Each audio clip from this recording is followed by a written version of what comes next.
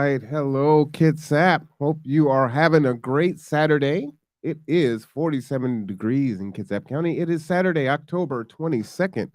So glad that you can join us today for our interview. And today we have Tarra Simmons, Washington House of Representative for District 23. She has obviously appeared on the conduit before, but she is back again because it is election time. And though many of us in the audience have already met Tara, uh, let me go ahead and give you a little exposition on Tara. So, a history of fighting for us. Tara Simmons is a lawyer, a civil rights activist, and a national leader in the fight for criminal justice reform. Raised in Bremerton, she has faced some of the biggest barriers to success and opportunity, from poverty to opiate use disorder and incarceration.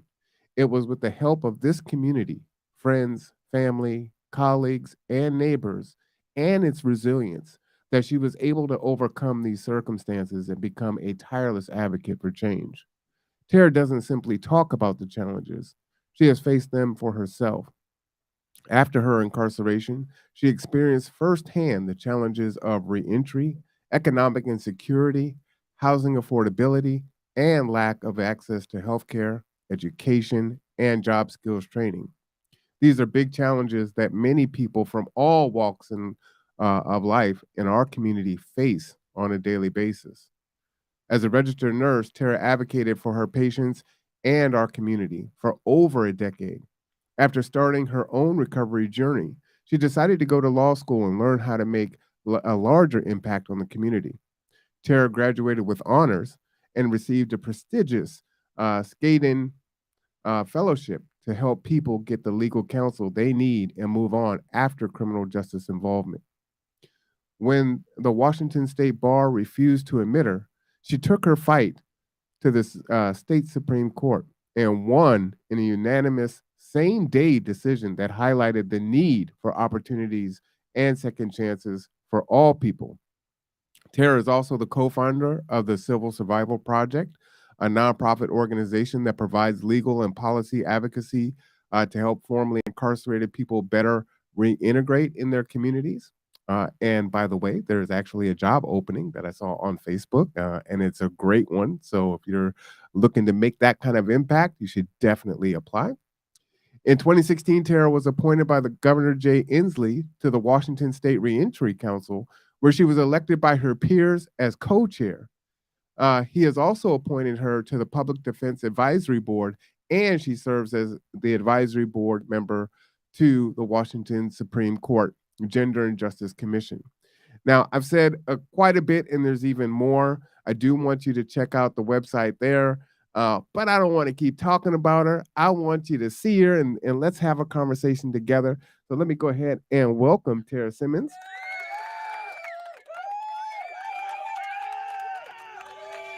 Hello. Hello. Thank you so much for having me today, Marwan.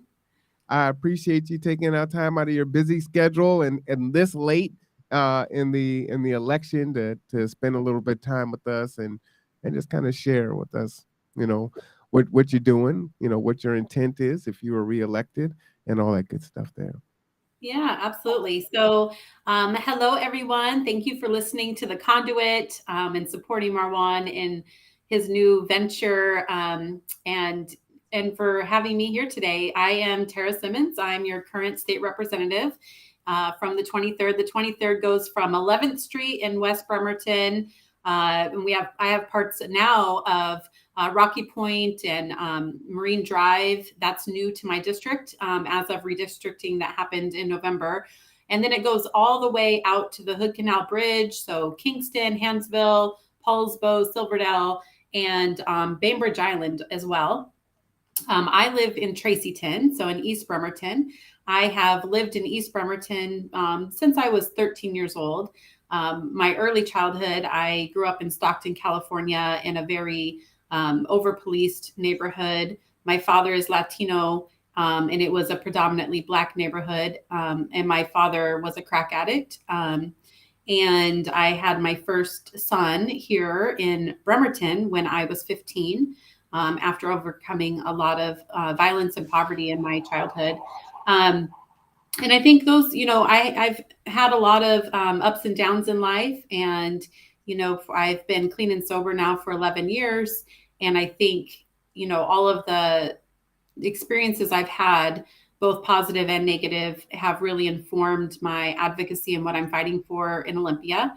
Today now I'm an attorney and a civil rights activist and the founder of the Civil Survival Project. Um, but I know that all of the needs that people have that are incarcerated really comes from not having a first chance at life and not having affordable housing, access to healthcare, economic security. Um, and so, I've been using those experiences to advocate for our community here in the last two sessions. So I just completed my first term, and it was all on Zoom, which really made it more difficult because a lot of the work we do is really building relationships and trying to work across the aisle with Republicans as well to make things a little bit smoother when we want to pass good policy. And I didn't have the opportunity to do that in my first term because we were remote. But I think I was uniquely effective as a freshman legislator. I passed 6 bills in my first term and brought home a lot of funding for our district as well. Things like the Welcome Home program and the Rejuvenation Center with Drayton Jackson, and a lot of investments into Kitsap mental health and Kitsap community resources, and all of those things. And I can talk more about my policy bills here, but just know that I am the vice chair of the Civil Rights and Judiciary Committee. I also serve on the Public Safety Committee, so had a big role in the police reform package. Also serve on the Healthcare Committee and really working to make St. Michael's get their act together in our district and make sure that people have access to healthcare. And then I was the only freshman appointed to the Rules Committee, which is a committee that kind of determines what comes to the floor. So that was kind of cool and a big honor. If I go back, I am really hoping to get on the Appropriations Committee because so much of the things that our community needs is in the budget. And I would like to have a bigger impact on the budget and getting the funding to our most vulnerable communities. So I am running and hope that you all will support me in my reelection.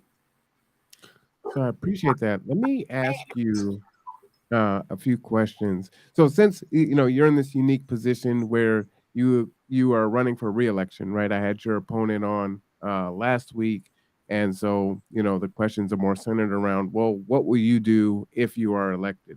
And so the first question I have for you is based on what you wanted to accomplish your first term and where you're at now, do you feel like you got the things that were on your agenda, the things that you ran for, your platform, or did you feel like there were some things that kind of fell short? Tell me where your thoughts are there. Oh yeah, I mean, it is extremely frustrating actually working in the legislature because things are so incremental.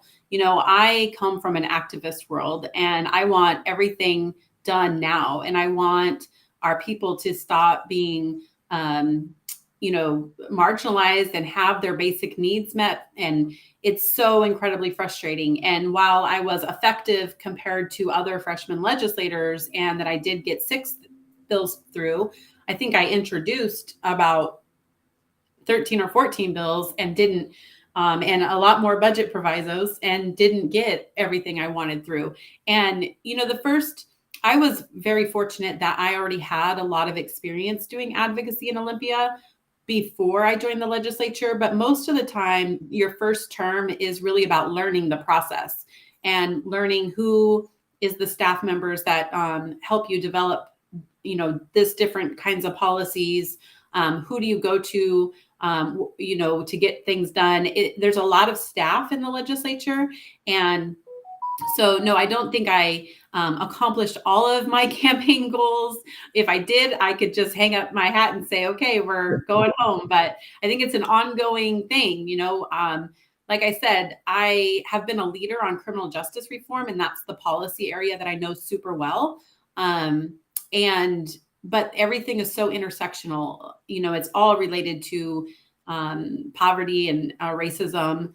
And if you look at the health outcomes and the education outcomes and the wealth disparities of people of color. I mean, there's so many different policies that need to be addressed, and there's no way that I'll probably ever accomplish it all in my life, unfortunately, because the system is makes it so difficult to get even incremental change. I did get some things through, which I'm really happy about, and I can tell you, the bills that I did get through, for example, reenfranchisement, of formerly incarcerated people.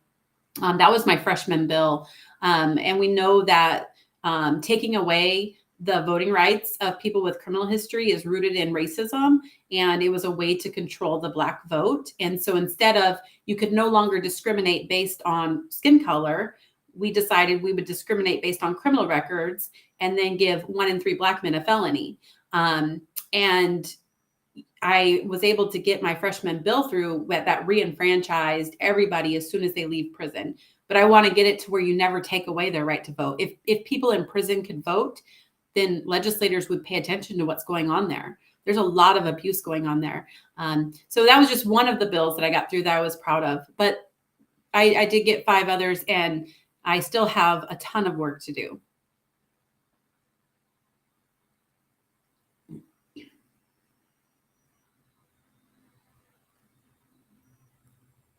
Marwan, are you there?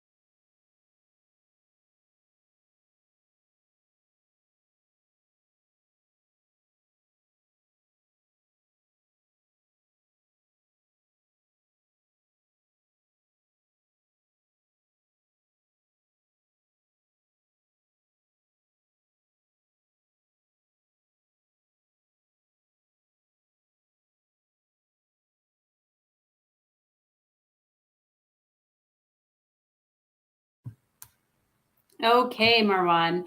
I got your text. Oh, you lost he lost power, so we're just going to keep going.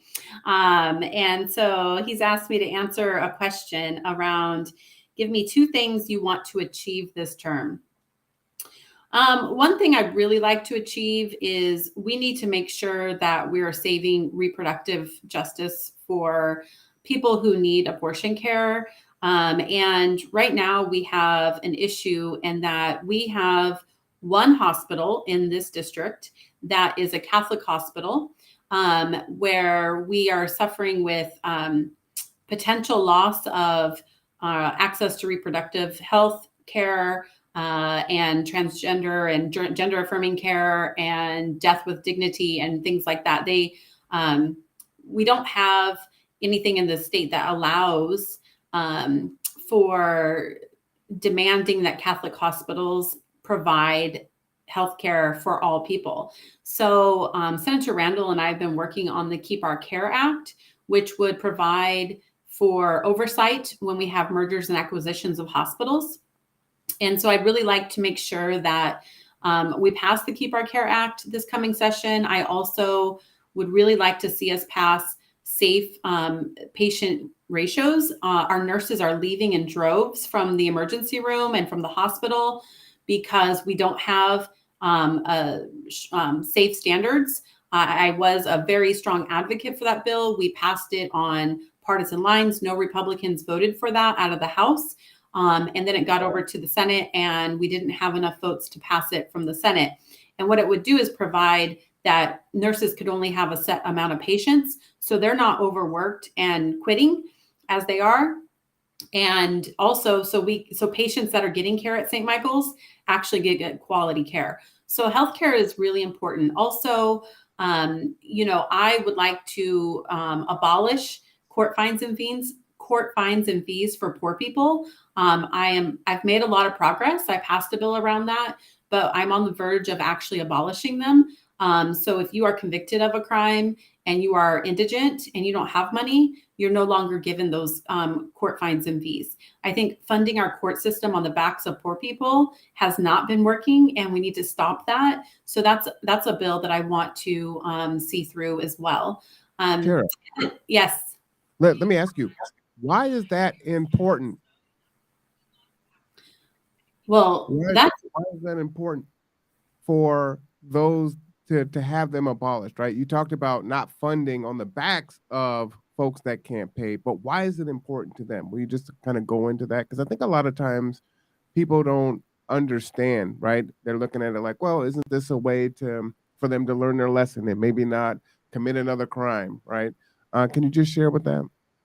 Yeah, I mean, it comes from my lived experience of having $7,600 of court fines and fees imposed upon me when I was a drug addict and selling a small amount of drugs to support my habit, and then 12% interest accumulated while I was in prison. And then I come out and I'm working at Burger King for minimum wage, which was $9.19 at the time. And they're garnishing my paycheck to pay these court fines and fees. It wasn't restitution to a victim. It was money to pay the prosecutors and the county clerks and the criminal defense lawyer that I had. And, taking away from my paycheck to pay these court fines and fees impacted my children in tremendous ways. I couldn't buy my kids shoes. I couldn't afford housing. And so we garnish, even if poor people get a little job, we garnish their paychecks. You can't get and many times you can't get your driver's license. We don't have the best transportation system here in Kitsap County. If you don't have a driver's license and and people are going to continue to drive out to survive. And so then they're going to get hit with a driving while license suspended and go to jail because they can't pay the fines to get their license. So monetary sanctions is what we call it, giving poor people financial penalties that they cannot afford. People have to make choices between food and shelter and clothing for their children or paying these court fines and fees. And it's ridiculous. And we need to stop that kind of system here in Washington state. And I am been making progress on that for many years. And I'm very, very close to the complete abolishment of court fines and fees on poor people when they're convicted of a crime. Wow. Let me ask you this. Now, when you were saying that you were getting garnished, do you know what percentage of your check was getting garnished? They can garnish up to 50%. I think they were only garnishing like 25%, but still that's huge. That's Right. huge when you're making $9 an hour and the cost of housing is what it is. And I mean, it was hard to even find anybody to rent to me because I had a criminal record, to begin with. And that's still a problem as well. 1 in 3 people in this country has a criminal record of some kind. And that's a large amount of people that have never had representation. I am the first formerly incarcerated legislator in our nation. So we have never had representation. Yeah. We've never had people standing up for these issues. And so while I am a legislator for our ferries, for our healthcare, for affordable housing, I also spend a lot of my time focusing on an issue that has never had representation in our country before, and in making my community better. So, this I think what you're saying here is super important, and this is one of the things that my organization advocates for. And just for the listeners, as an example, if someone was making $15 an hour right now, and let's say 33% was garnished, and now they're really earning $10 an hour at 160 hours a month, 40 hours a week is $1,600. Well, you got to pay taxes, right? So now you're talking about 1280. If you're taking out 20%, where are you renting for 1280? And that's just the rent, right? So you talk about recidivism and not giving people choices, right? To make a different choice, to be, productive members of society, as they like to say, right? Which we know those are can be very coded language there. If we're not going to support our folks, then the expectation is what? Build more prisons, do these things. And so, yeah, I think that that's really important. And so Yeah. I appreciate you advocating for that. Yeah. And I just want to flag also that when people are working in poverty wages with our minimum wage, $15 an hour, it's not even enough, right? It really leads people to other things to survive, whether that's committing crime, the underground economy, getting side hustles, having to work 3 jobs so they can't be home for their kids, or getting into unhealthy relationships. And when we see domestic violence is all about power and control, and it can be women or men or non-binary people can all be victims of domestic violence. And then we stay in unhealthy relationships out of need to provide to pay for rent, because it's really hard to pay rent on one income nowadays. And so it has such huge impacts. And then it has impacts on our kids. When our kids see parents that are in unhealthy relationships, they grow up thinking that's normal. Or when kids see their single mom having to work 2 or 3 jobs, mom can't be home, or dad, the single parent can't be home sitting with that child doing homework and teaching them about healthy communication, about just general life skills.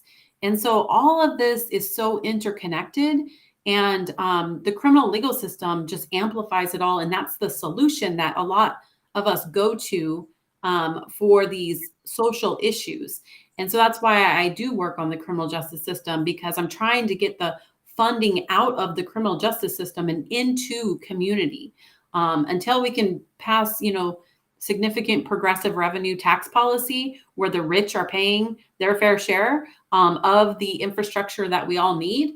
We have to really be thoughtful about our targeted investments, and stop spending so much on incarceration and those types of things. So Absolutely. We have a comment from the audience from Christy. Thank you for your comment. The impact of the lack of affordable housing is astounding on our community members. absolutely. I couldn't agree more. And, we gave, I think, $300 million, maybe $500 million to the Housing Trust Fund in the last session. We had a surplus because we got all this COVID money, and we gave all of this funding to the Housing Trust Fund. And our developers here in Kitsap County are not taking advantage of that. So I have been working with Kirsten Jewell over the interim. I connected her with the Kitsap Building Association. I know that she went and presented to them about 2 weeks ago, trying to find developers that will access this funding that we have to build affordable housing. In addition, we gave a ton of money for rental assistance, but I agree we need, and we did pass two really good policies. One was just eviction, to make sure you have to have just cause to evict people now. And the other one was making sure that people have 6 months notice if your Mm. rent is going to increase by 10% or more. But really what's going on is rent gouging. People know that they can get away with this and that they can charge this amount of rent, especially in Kitsap County where you've got the Navy coming in. And the Navy, and they've increased their housing allowance. So when Navy boats are in, landlords can charge and they'll fill their spaces with military people. And that leaves the rest of us here suffering to find affordable housing. So I am all for, getting more like ADUs, more multifamily housing. There's been a big issue with local government not wanting us to change the zoning regulations to allow for multifamily development near transit. But I think, we definitely need to do a lot more bold policy, and it's been very, very difficult to make progress on some of these issues in Olympia. All right. Well, thank you for answering that. Christy also says, awesome. We need more effective advocates like you to lead the way. Thank Again, you, thank Chris. you. For all those that are tuning in, this is our interview with Tarra Simmons, running for re-election for the Washington House of Representatives. And so we are asking Tarra some questions, and she's letting us know what it's going to be like if we are to re-elect her. So thank you for spending some time with us today. Let me switch and then we'll come back to some other questions. So there is a Kitsap E-Race, which is Kitsap Equity, Race, and Community Engagement Coalition. They are a part of a legal legacy of people-powered change of years of Black, Indigenous people of color, and allies engaged neighborhoods in the hard work, the collective work of building a beloved community. Kitsap E-Race Coalition is a coming together of groups and individuals boosting interconnected race equity work, rooted in relationships, collaboration, and commitment to racial justice. The coalition tenaciously organizes for thriving community and profound, accountable, and libertary institutional change. So they have questions that they submit to their to folks when they're people are running for office and school boards and things like that. So I asked your opponent some of these questions, and I want to do the same thing for you. So a couple questions here. The first one is, do you use a race equity lens in your decision making? If so, please give us specific examples and describe your progress. Yeah, absolutely. I have done a lot of work. Like I said, my father is Latino, my children are Black, but I grew up in a Black neighborhood. And I've always been close to the needs of the Black community because of where I came from and who was around me. And even though I'm very white presenting, I suffered a lot of the traumas of systemic racism because of where I grew up. And so every single policy that I do look at through a racial equity lens, and particularly how is this going to affect the poor Black community? And, I try to get data to guide my decisions, but I also talk with trusted co-conspirators and hear anecdotally how a certain policy will impact the poor Black community. And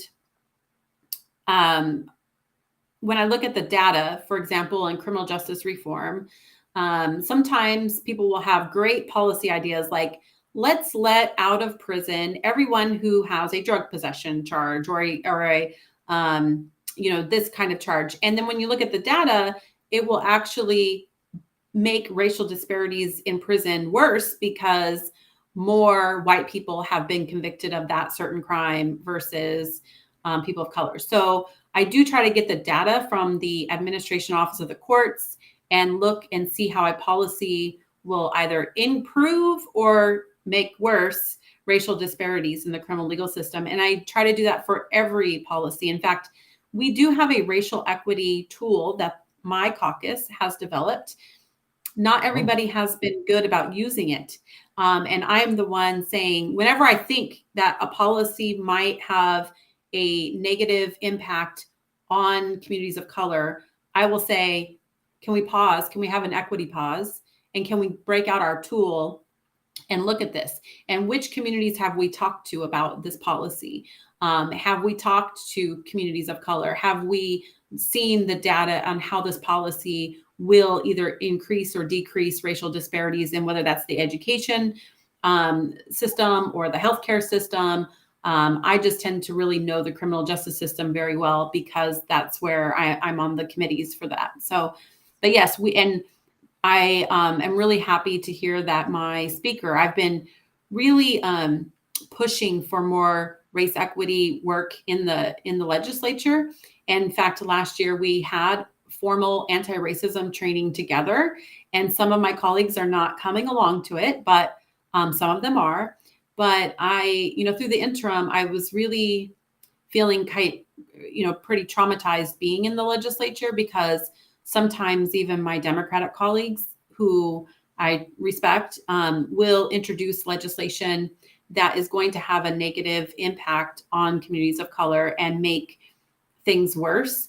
And I get kind of triggered, especially if it has to do with criminal justice, because I'm the first and only person there who has survived the trauma of the criminal legal system. And so my speaker is now we're going to make some really good structural changes in the legislature. I think that will make it a little bit easier for me to serve next term. Gotcha. Okay. Thank you for that answer. Mm-hmm. All right. We've got a comment in the chat here. Is there anything the legislature can do to keep Kitsap landlords from basically cudgeling to set rent at or above the Navy's housing allowance? When the last boat came in and my friend needed to find housing, she was unable to find anything, not even a studio apartment here, for less than $1,800 a month. In order to afford that rent, a single person would need to make at least $74,000 a year, which is about $34 an hour. Obviously, this is far above the average salary here. Mm-hmm. Yeah, I mean, the legislature could set like rent caps and prevent the rent gouging that's going on. That would take a legislature filled with progressive voices. And I don't think we have the votes for that. And so that's why some of my most progressive allies in the legislature, I'm part of the Progressive Caucus. There's about 20 of us in the House, 98 seats, about 20 progressives, 58 Democrats. And I would say that's why we're trying to do other things that incentivize landlords to behave and provide tax exemptions, incentivize the development of ADUs and multifamily housing and things like that, or give them money to build affordable housing, because we just don't have the votes to have, rent control caps. I mean, it's not that I mean, I'm for it, but there's just not enough of us there to do that in Washington, unfortunately. How many people do you think it would take to have the political will to change that? Well, you need 50 votes in the House, you need 25 in the Senate, and you need a governor. That's what you need to pass a bill. And so if we have 58 Democrats, we need 50 of them to be willing to vote for policy. And, for example, my voting rights bill, I lost like 6 Democrats. I had 1 Republican, and I lost 6 of my colleagues because for whatever reason, it's something as simple as like voting rights, but it was for, those bad people. Because whenever someone thinks of someone with a criminal record, they think of, a scary black man. That's what they see in their mind. And so, racism is like really prevalent still and in Washington, even though we have a trifecta, it still plays into everything that we're doing. And when you say trifecta, you mean having the House, Senate, and the governor? Yes. Yeah, we have the House, the Senate, and the governor. And so we get more done than a lot of other states because we have that power and control. When you have a divided legislature, it's harder to get progressive things through. I know that, up until 2017, the Republicans had control of our Senate, for example, and we couldn't pass anything during those years that was helpful to the most vulnerable communities. But in the last 4 or 5 years, we've passed some pretty bold policies. Our police reform package was really bold. We've also passed a working families tax credit, starting next year, poor working families are now going to get like a second earned income credit, one from the feds and one from the state. We've been able to make a lot of progressive change. We've done a lot on our environmental policy. We have done things like just cause eviction. And now every person who faces eviction has a right to an attorney, right? Right. You never had that before. We have done a lot of things, but because we've had the trifecta, but it's still not enough for me. I still want to do a lot more. Now, Christy's saying, is that something that could be done through a public initiative? I have seen a public initiative floating around here for healthcare. So Yeah. could that be done that way? I mean, yeah, I think that the Right. ballot initiative process, it costs a lot of money.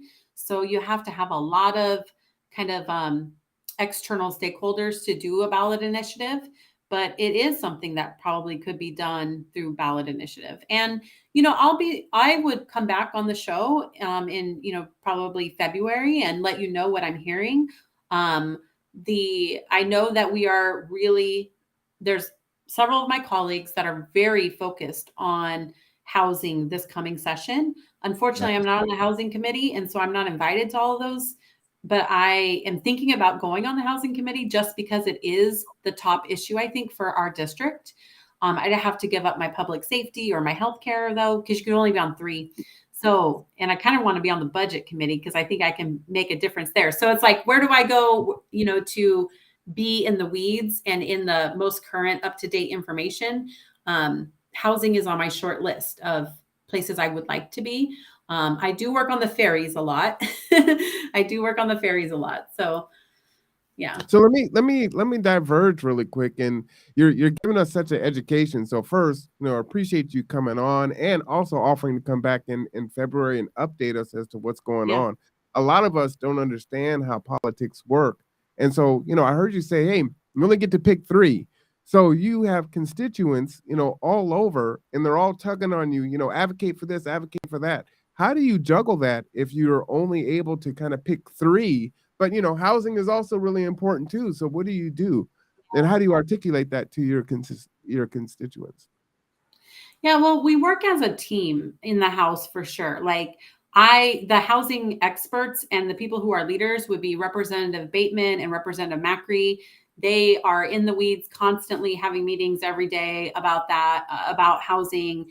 And then, so when we're in session, we're constantly in communication, and they're telling me, what the most compelling policies are right now and how I can be helpful. Maybe I have a good relationship with one of our colleagues that they don't, and they need me to go and speak to that colleague. So we really partner up, especially the Progressive Caucus, and we divide up our work and try to leverage our relationships and our knowledge and our connection to community grassroots groups to get things done together. But I would never be the prime sponsor on a housing bill at this point because I'm not on that committee and I'm not deep in the woods. I will be a prime sponsor on public safety, on healthcare, on things that go before civil rights and judiciary, because those are the areas that I am sitting on the committee and I'm very in the weeds on those issues. But so, for example, my seatmate, Drew Hansen, anything public broadband related, he is the go-to. He led the bill. He knows the issue super in the weeds. He knows what Comcast is thinking at any moment. You know what I mean? He's talked to all of the stakeholders that are against it, and he's neutralized them, and he knows. So that's how we kind kind of partner up and we build camaraderie and trust within our small caucus, and then we help educate each other. I definitely have some questions for him. So Yeah, I have some very torn feelings about Comcast. So yeah, they do yeah. some good things, but I didn't have internet for a second. We're in a live broadcast. Comcast. Yeah, I know, right? So hopefully soon we're going to have options, right? We're going to have a public Oh, Kitsap public utility district that's going to have internet access for us. I mean, that's, really exciting. So let me hit the horn on that one. yeah, Okay. I'm just saying. yeah. Let's switch to CRT here. What do you know about critical race theory and how did you learn what you know? What's your opinion on all the controversy surrounding CRT? Because there's a lot, especially right now in our public schools. And will an accurate understanding of CRT be important to your position if you're reelected, and how? How have you Yeah. faced that during your first term? Yeah, I mean, we are not teaching our children critical race theory. I took critical race theory in college. Okay, so we are teaching our children facts about the history of the shameful history of slavery in our country, and how that has caused generational, um, trauma, generational disparities in wealth accumulation, how redlining has affected that, home ownership, how, we are teaching our children facts, and they need to know the facts, because if we ever want to have, um, a society and a state and a community that everybody does have equality, right? Which, my colleagues across the rotunda they are for equality. They are not for equity. They don't understand the difference. They think we'll just get equality, but they don't understand that um, communities that have not had the same foundation need extra help, right? Need Mm, extra help to get to the same level, mhm, right? With home ownership and things like that. We have to do targeted investments in order to um, really see equality. So I don't know why there's so much controversy. It really hurts my heart that there's controversy about teaching our children about racial equity. We're not teaching them really about critical race theory, because that's we're not teaching them the same language. The language changes the older you get, and the more sophisticated you get in your understanding and able to talk about these things. I think there's a lot of feelings, because I'm white presenting. So I get to go between spaces a lot. And when, I'm in spaces of white people, I think that they're feeling like, well, I've had my life hard too. I was poor, or they think that somehow giving more targeted investments or to communities of color will somehow take away from them. And, I think it's a lot of fear, and a lot of fear of losing power, and a lot of fear of losing, just power, I would say. And it's unfortunate, because I don't see that. And I think, as a white presenting woman, I speak about anti-racism all the time. And I try to really, and I'm evolving, right? So I probably started my journey of knowing about racism just anecdotally from my lived experience. But then I have also been going to things like showing up for racial justice, or taking anti-racism trainings, or taking when I was in law school, I was able to study under somebody named Dean Spade, who is a phenomenal anti-racist, transgender abolitionist. And I took 2 classes with him. One was law and social movements, and the other was poverty law.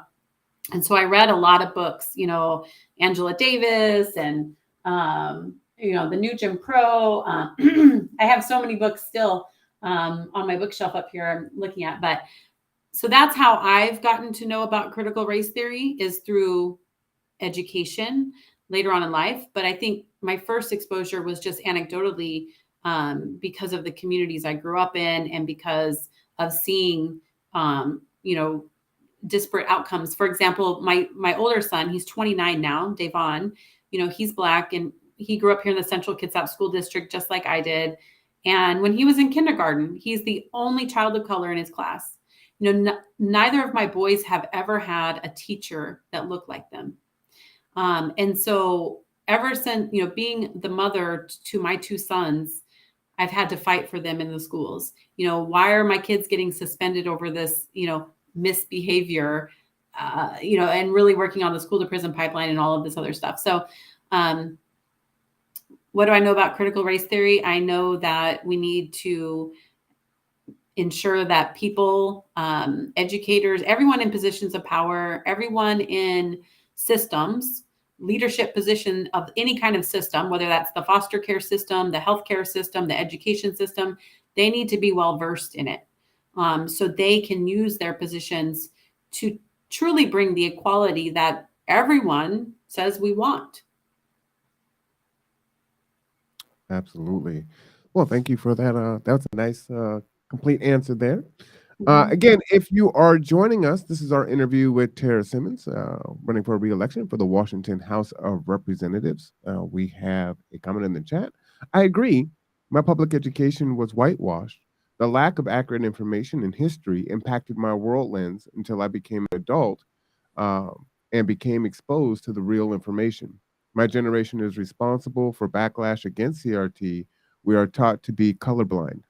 Mhm. Absolutely agree with that. Yeah. Let's Oh, go ahead if you're gonna comment Oh on no, that. I was just agreeing. Yep.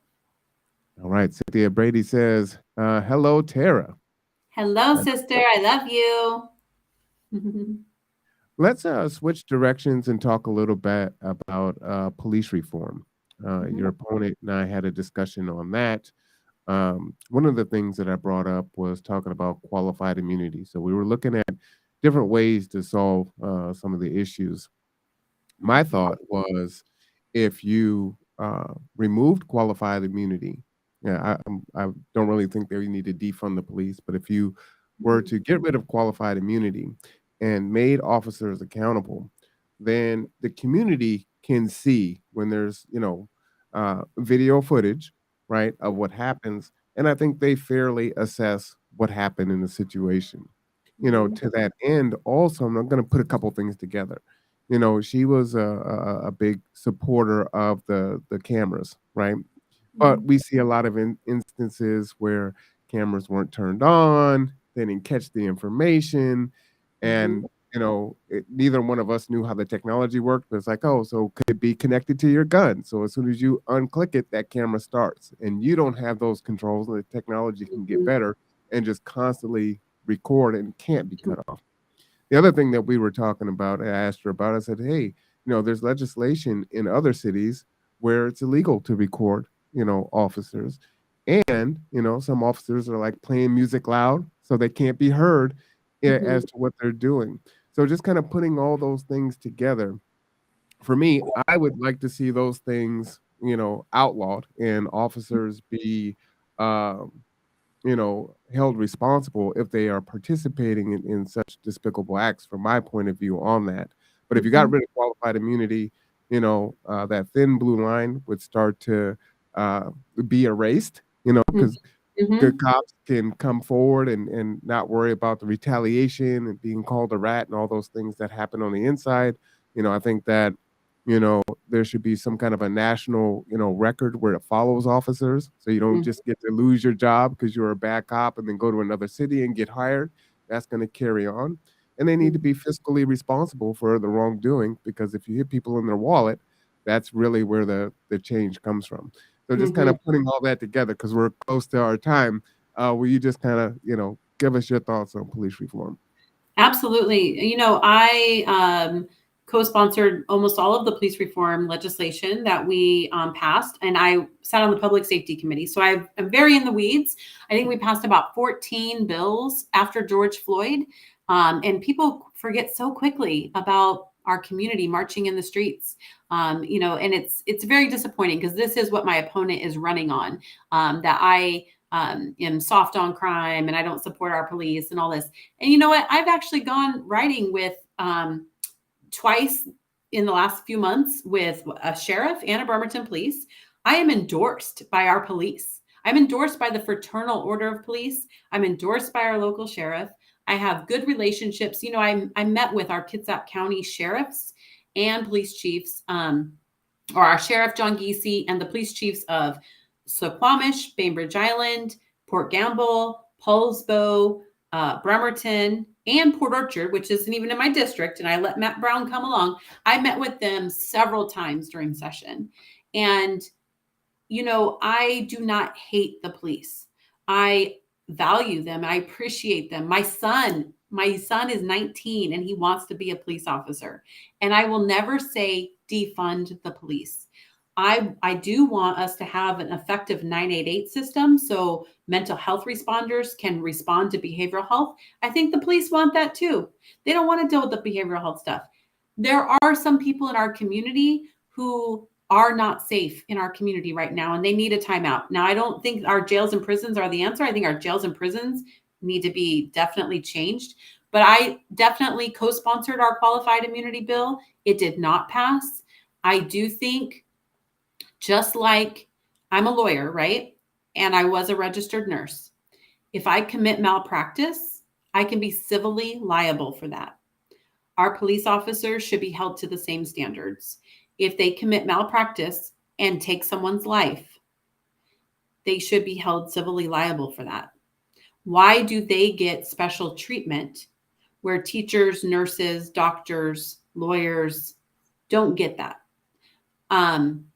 We want a professional police system that we can trust. And our good police officers want that too. And we do need them. We don't have anyone else to call, unfortunately, when someone's breaking in my house and going to harm me. I need to be able to call the police. But I want them to be caretakers and to not kill me or my children. And if they do, they should be civilly liable. And that's what qualified immunity is. Qualified immunity gives them protection from civil lawsuits when they commit malpractice. I saw Christy's question.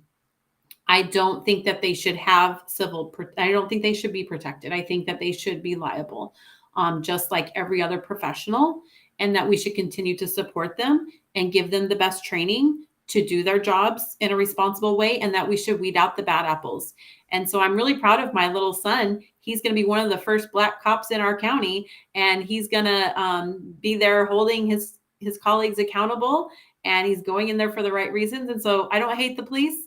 I don't want to defund the police, but I want them to do their jobs.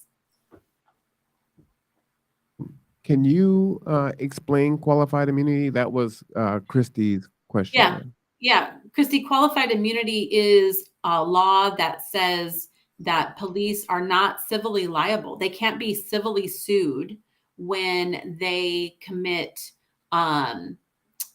malpractice or kill somebody or, do anything negative. So, so it's against civil suits. They're immune from civil suits. And so they can't be personally liable. Like you cannot sue them and take their house, or sue them and take their 401k or their bank account or their assets. Now, it used to be really hard also to criminally. It is a higher standard to sue somebody criminally, right? To get them criminally convicted, it's a very high standard. And I'm really glad that now we have that Office of Independent Investigations. So it will no longer be our local police and our local prosecutor making decisions. It will be at the state level now. And we also did do the decertification process. So if you lose your certification, you can't just go to another police agency and become a police officer there. So there were several reforms that we made in our package, and the police actually supported most of them. And we went back and we clarified some. The only one that they're still upset about is the lack of vehicular pursuits, which vehicular pursuits are very dangerous. 60% of the people that die in vehicular pursuits are bystanders, innocent bystanders, or the police officer themselves. So Oh, I'm, wow. yeah. So, we should not be doing them unless, it's the only way. And we have other tools that are effective, like using the Washington State Patrol plane to track people and then putting spike strips down. That is much safer. So there are safer ways to achieve the same goal, and so I've been a proponent for that. But I am, willing to tweak some of the law in order to restore some of the vehicular pursuits. But I really want them to be monitored, and to ensure safety for all people. The only other thing that I would add as we kind of wrap up here, and I want to kind of get your final thoughts. Uh, One other thing that I added to your opponent was the fact that I believe that, okay, you're a 28-year veteran and you do something that's wrong. You should not be able to just, hey, I'm just going to go ahead and retire, before, and I'll just get my pension. Again, if you hit people where their pockets are, they're more likely to do right than not, right? And they have guns. They are put in a position to protect us, and so they need to be held to a higher standard, right? Mhm. With great power comes great responsibility, and so there is a great responsibility in that, and we hold our doctors and other folks in that light, and I think our officers should be held that way also. I do too. And it doesn't mean we hate them. And it's not an individual officer. And I try to encourage them that this isn't personal.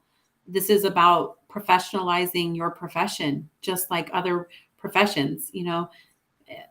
Nurses can't, be high and go to work and not have consequence. I mean, we have to be professionals. We have rules, and policing needed some rules too. So our community starts to build some trust for them.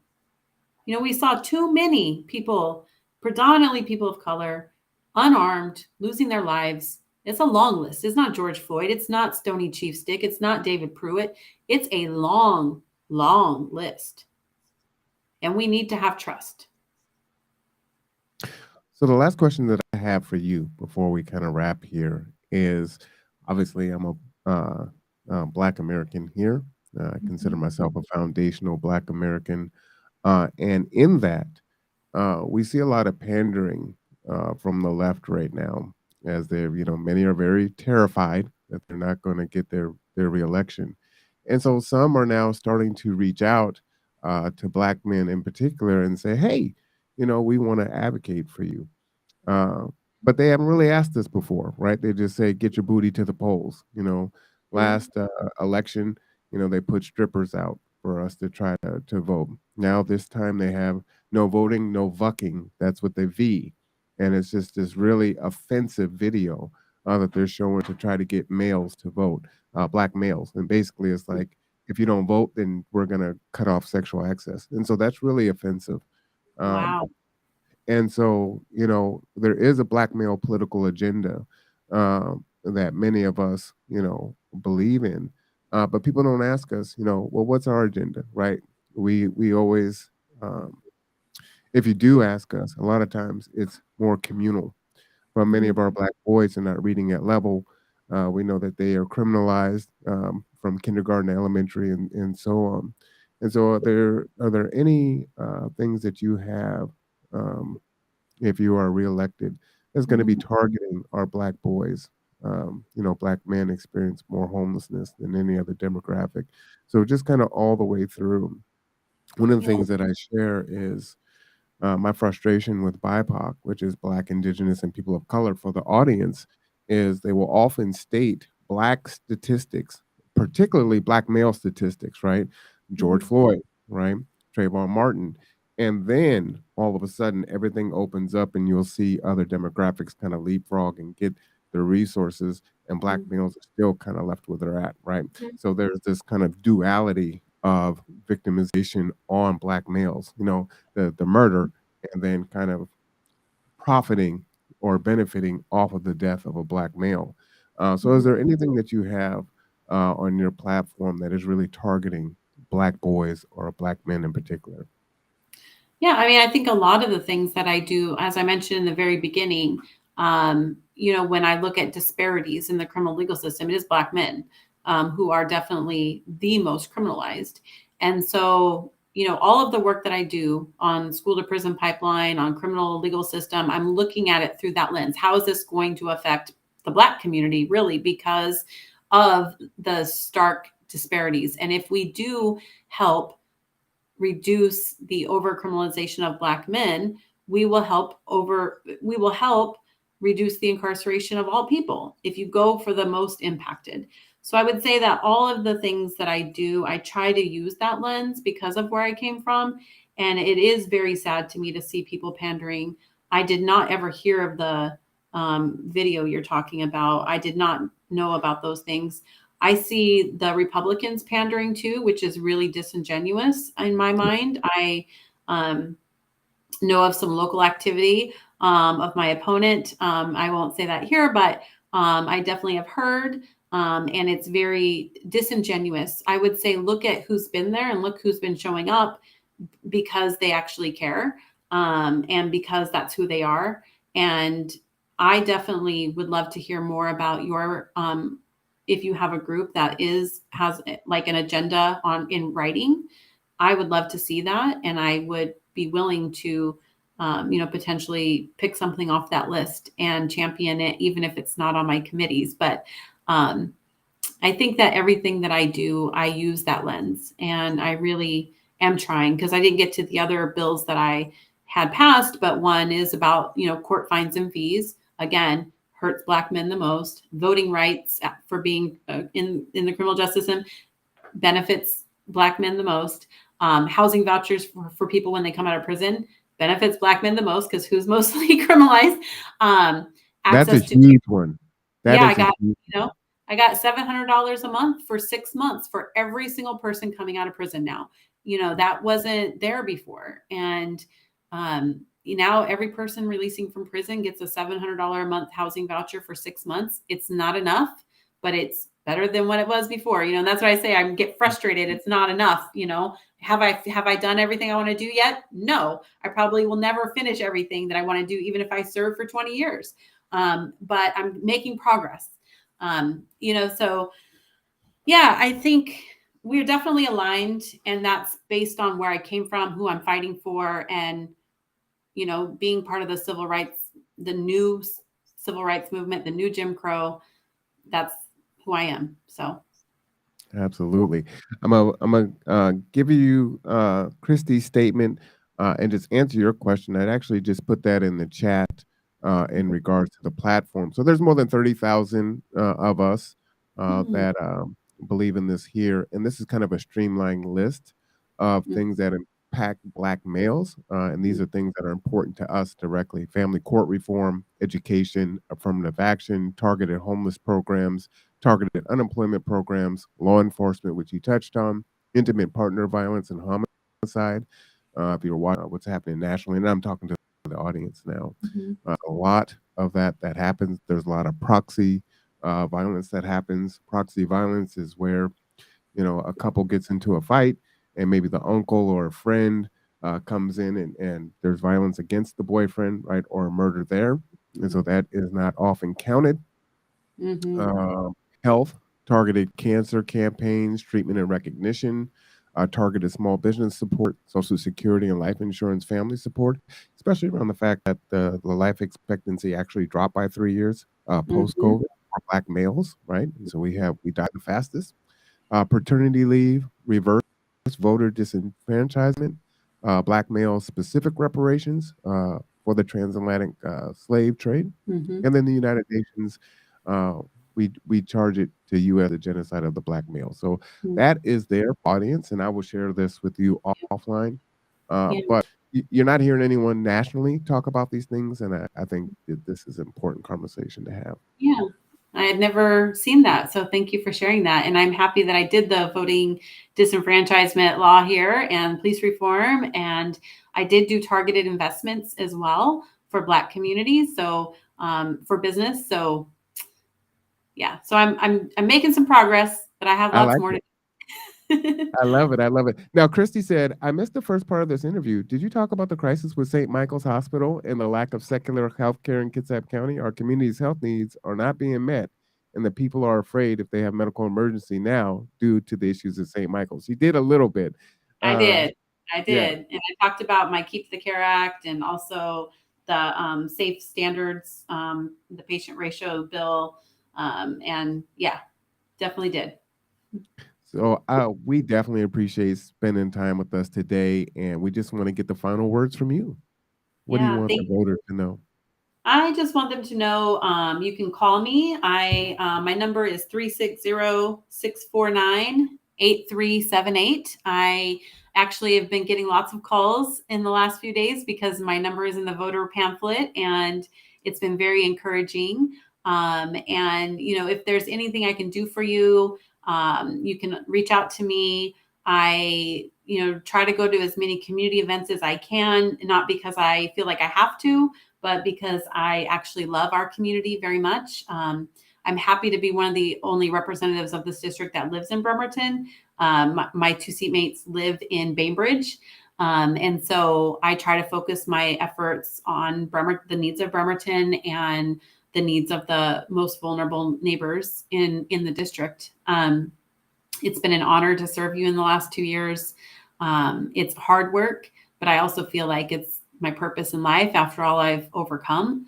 And I'm honored because I get to bring a voice that's never been there. So I would really appreciate your vote for this election. Ballots are out. Also, if you're around on Monday at 4 p.m., we are having a justice rally. We're going to do sign waving, and the Black Student Union and the God's Broken Home University youth, lots of youth and people coming from all over. We're having a big event, and it's actually going to be videotaped and filmed because there's a documentary being made about formerly incarcerated leaders across the country, and it's going to be shared inside prisons. And so there'll be a film crew from New York there.